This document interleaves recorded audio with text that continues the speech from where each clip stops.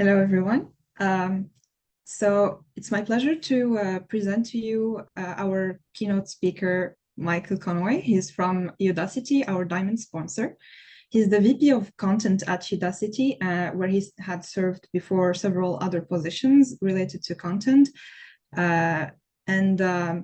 Before Udacity, Mike actually worked all over Africa in different initiatives and programs related to education, such as when he worked in East Africa for Bridge International Academies, where he served as the Director of Operations to Bridge's network of over 400 low-cost primary schools in Kenya and Uganda.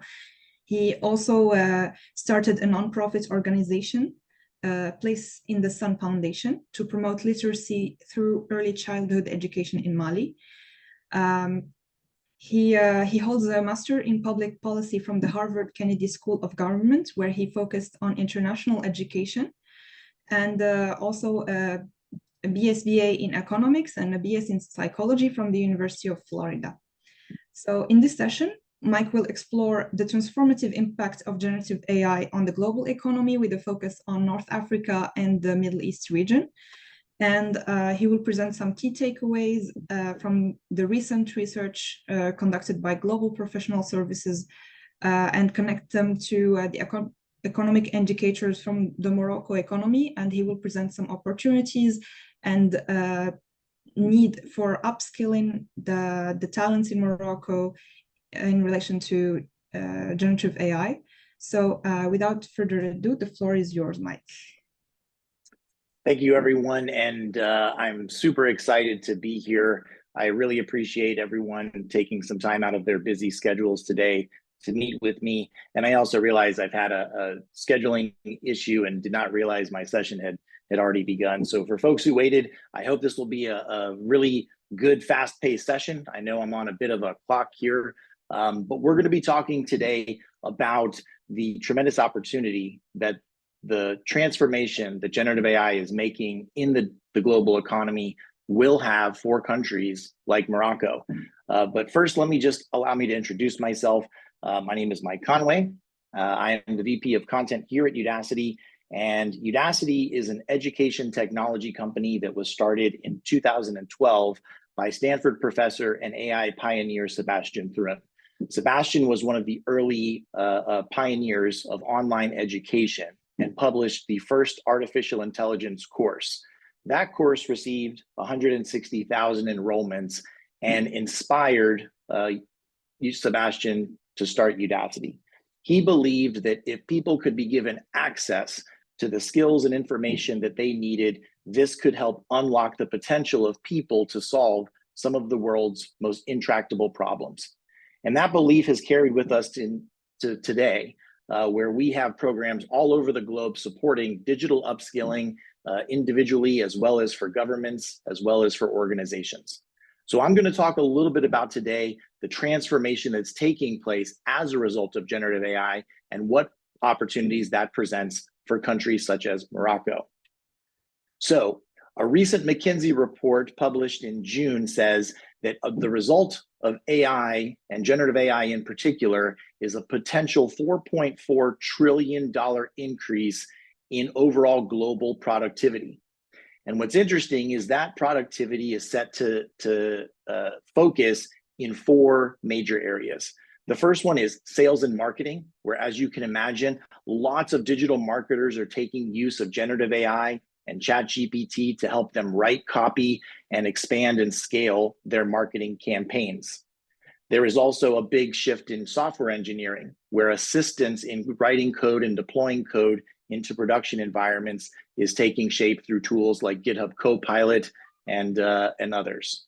We also have $0.4 trillion, which is a very big number when you think about it, in product research and development, another $0.4 trillion in customer operations, and another 1.1 across all other global functions.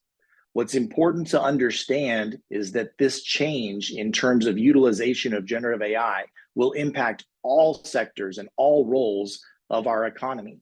This is still taking shape, but what is really interesting is that the pace of this change is faster than any other technological innovation that we've ever seen before. We have had other step change innovations such as this. The invention of the internet, for example, was a huge shift, but it took much longer for that transformation to take place. Before that, you had the advent of the invent of the television, you have the telephone, and then you have the automobile.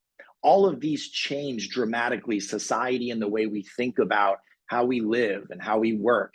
And so generative AI is set to be a similar disruption. And so the question that we have to ask ourselves is, what does it mean for us?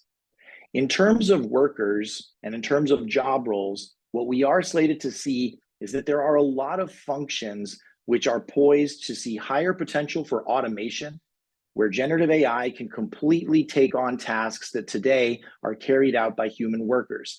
These are manual tasks that aren't necessarily driven by important decision-making, and instead can be handed over to generative AI to take on itself. But that's not the whole story.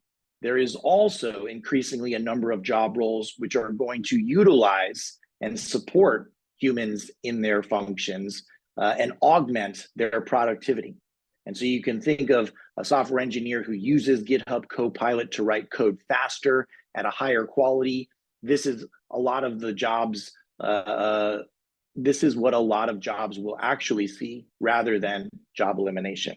And then down this list, you'll see there are some industries such as farming and forestry and production, where the nature of the work does not lend itself to a lot of generative AI technologies to advance the productivity of those workers.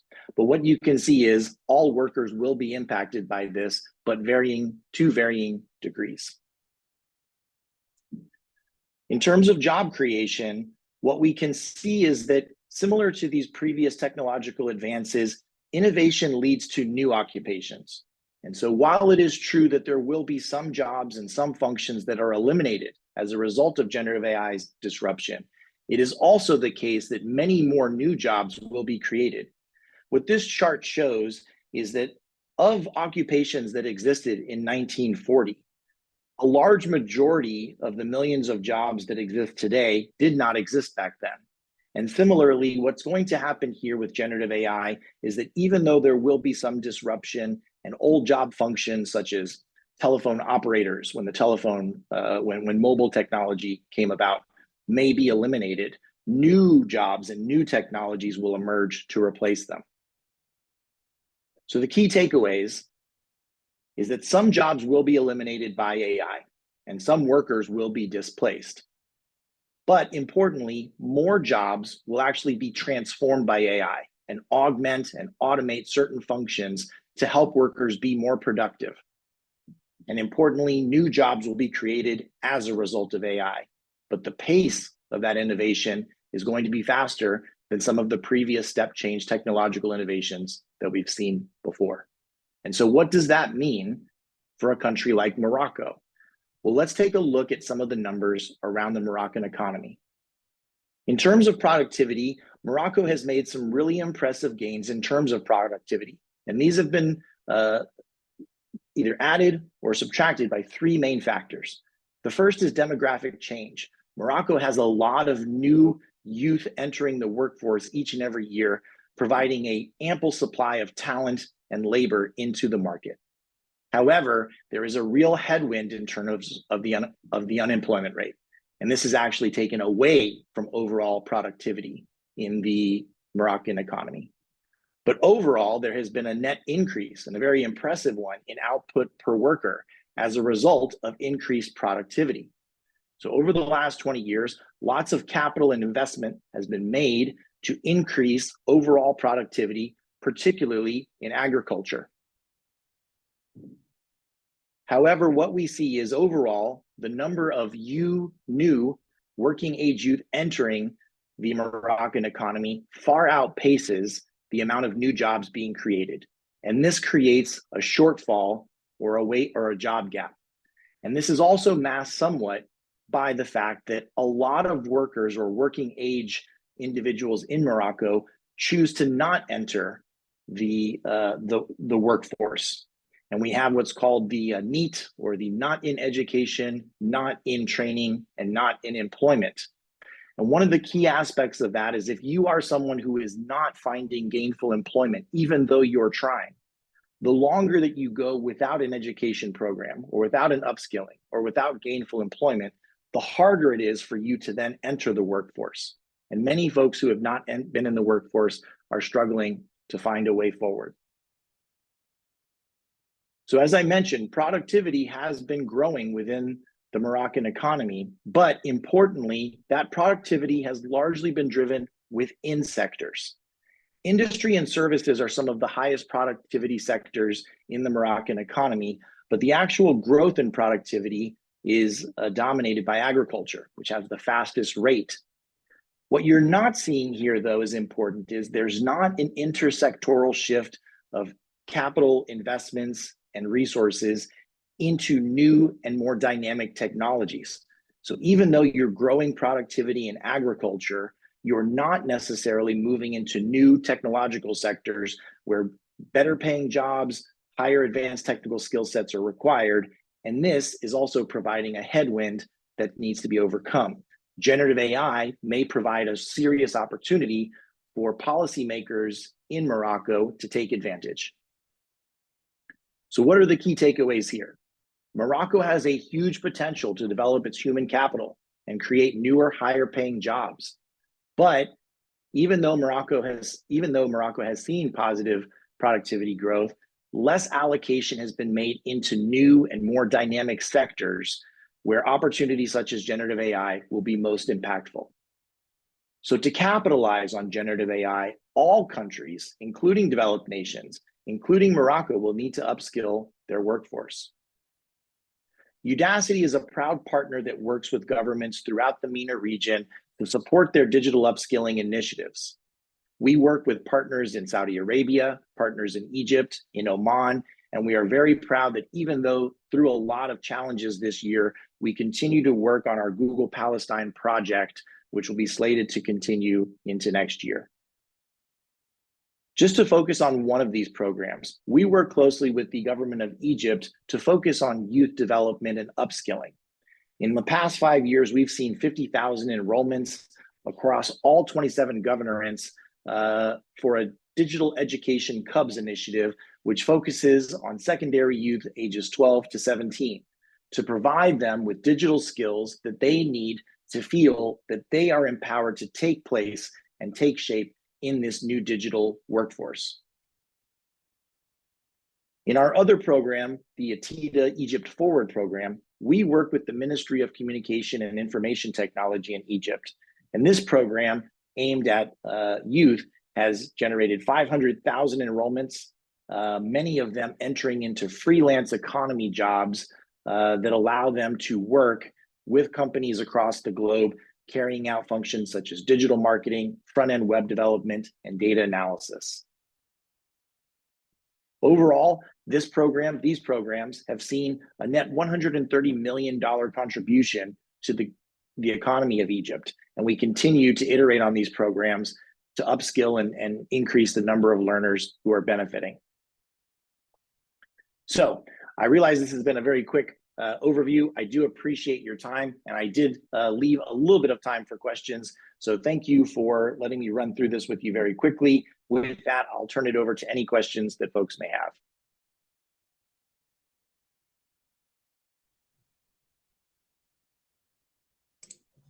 Thank you very much for the presentation, and thank you to Udacity for being a partner of MoroccoAI.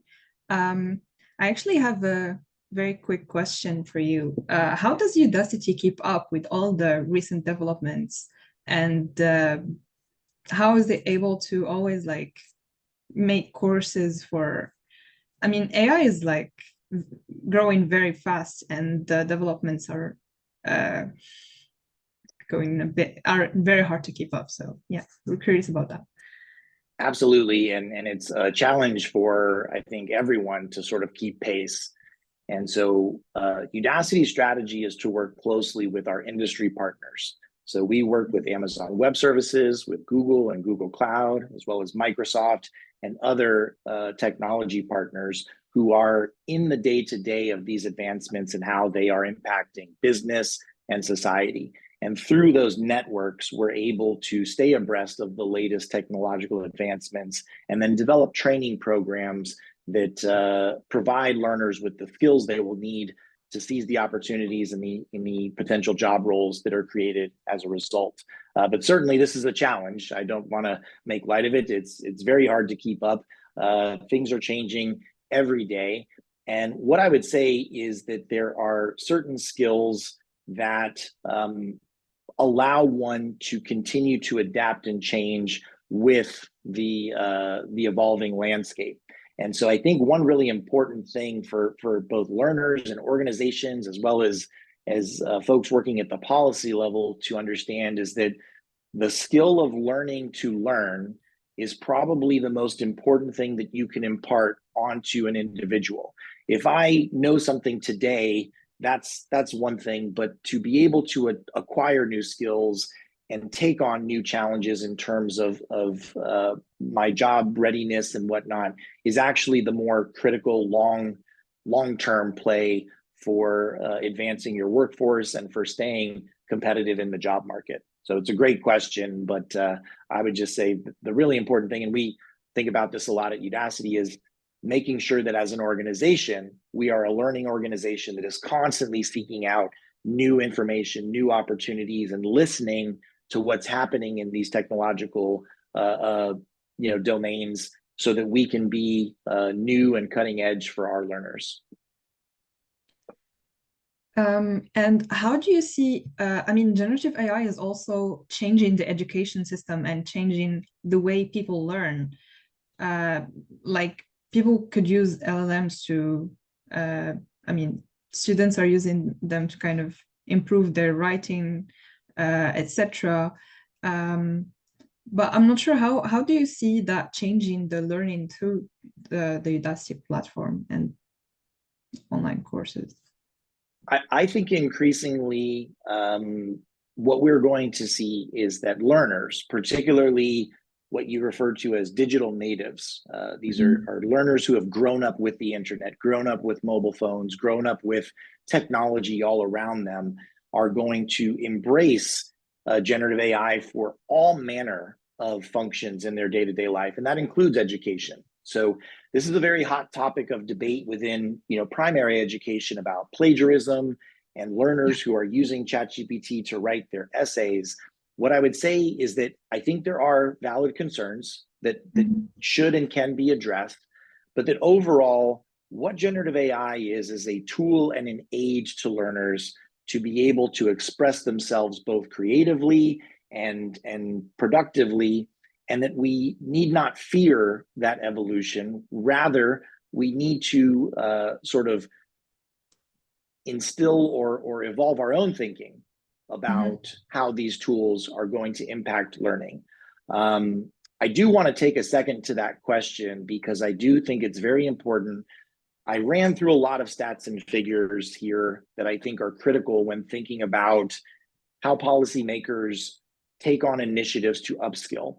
The idea of responsible and ethical AI, though, is also a critical component to all of this, because in this transformation and in this disruption, there is a question of who gets to decide, who's in control, and who is going to be making some of those key crucial decisions about access and equity and the transformation and the negative side of that transformation. So I do really think that responsible AI is an important part of this conversation, and I really appreciate the folks who are willing to take a bit of a step back from this super fast moving pace and say, even though this is exciting and even though this is game changing, we need to be careful and we need to be thoughtful about what these changes mean for us, both as organizations, but also as a society.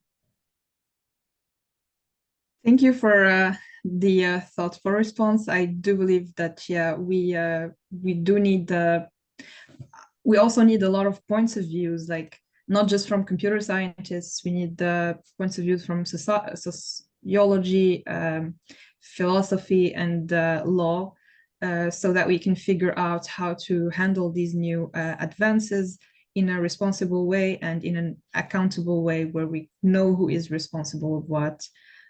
So on this note, I think we need to end this session, but I'll invite you all to go to the hackathon ceremony where we will announce the winners. Thank you very much, Michael, for being with us and for this presentation. And yeah, see you soon. Absolutely, it's my pleasure, and I wish you all the best. Thank you very much. Thank you.